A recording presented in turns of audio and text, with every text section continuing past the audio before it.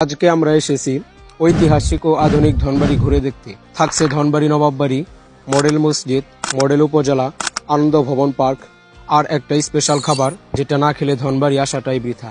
আপনি যদি টাঙ্গাইল শহর থেকে ধনবাড়ি আসতে চান তাহলে সবচেয়ে সহজ উপায় হলো সড়ক পথ।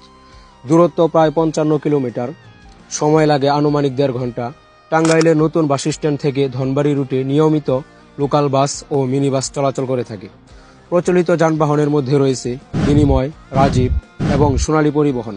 এই গাড়িগুলোর মাধ্যমে আপনি রাবনা বাইপাস থেকে সরাসরি ধনবাড়ি আসতে পারবেন। এই গাড়িগুলোর যাত্রা ভাড়া তুলনামূলক কম এবং যাতায়াতও বেশ সহজ। এছাড়া সিএনজি বা প্রাইভেট কারে আসতে চাইলেও সেটাও সম্ভব। আর ঢাকা থেকে এলাঙ্গা হয়ে সহজে ধনবাড়ি পৌঁছানো যায়। বাংলাদেশের একটি ঐতিহাসিক রত্ন ধনবাড়ি নবাব বাড়ি। 1905 সালে নির্মিত এই জমিদার বাড়ির ইতিহাস খুবই গৌরবময়। নবাব আলী চৌধুরী ছিলেন একজন প্রতাপশালী জমিদার এবং ঢাকা বিশ্ববিদ্যালয়ের অন্যতম প্রতিষ্ঠাতা। এই রাজকীয় স্থাপত্য দেখলেই বোঝা যায় তার রুচি আর ঐতিহ্য কেমন ছিল। ধনবাড়ি নবাব বাড়ি প্রাঙ্গণে রয়েছে সেই আমলের একটি প্রাচীন মসজিদ ও কবরস্থান। এই মসজিদে এক সময় নবাব পরিবার নামাজ আদায় করতেন। ইট ও চুন সুরকির নির্মাণে গড়া এই মসজিদ আজও দাঁড়িয়ে আছে ইতিহাসের সাক্ষী হয়ে। আর পাশেই রয়েছে নবাব পরিবারের সদস্যদের কবরস্থান। এই কবরগুলো এখনো সংরক্ষিত। অনেকের নাম ফলকে লেখা আছে, যেখানে নবাব পরিবারের সদস্যদের পাশাপাশি তাদের ব্যবহারকৃত হাতির কবরও রয়েছে। এই জায়গাগুলোতে দাঁড়ালে বোঝা যায় ধনবাড়ির ইতিহাস শুধু ইট পাথরে নয়, মানুষের স্মৃতিতেও গাঁথা হয়ে আছে। এই সব জায়গায় দাঁড়িয়ে সময় যেন থেমে যায় আর ইতিহাস যেন জীবন্ত হয়ে ওঠে।